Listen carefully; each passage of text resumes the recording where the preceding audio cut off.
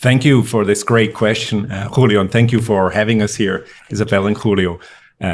I wish companies would use more visual tools so that they could see for themselves how easy and impactful they are. If you ask me in the innovation context, what is a must-use tool? I would say road mapping. Road mapping is key. It's so simple. All you need is a wall and a few Post-it notes and map out your next steps for the next 3 years and maybe relate that to what's happening in the market, to what's happening with your customers. So for me, one of the simplest visual tools that already adds value is a simple roadmap. Cool. And Fabienne, about communication tools, what would you suggest? What kind of job you do that are useful for companies, for entrepreneurs, for example?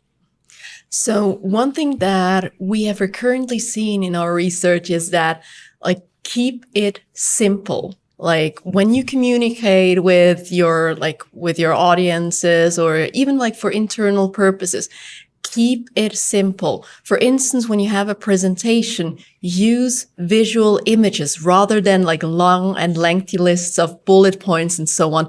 Really cut down everything, like all the, for instance, textual information that are not necessarily needed.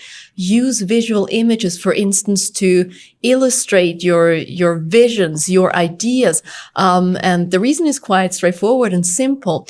We know that visual images are better remembered, and people, and they make your ideas and your visions feel more real and tangible. So if you want, for instance, your supervisors, the executive board, or even your clients to feel that you can deliver like your promises, or that your product really helps them improve their lives and so on, include an image, like make it feel tangible and real.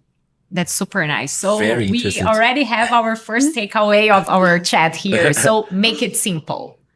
You can communicate with scratches, drawings, images. And sometimes I think that we are really worried about content, wording, and maybe less is much. Less is more. Less is more. Sorry. Yeah, thank you.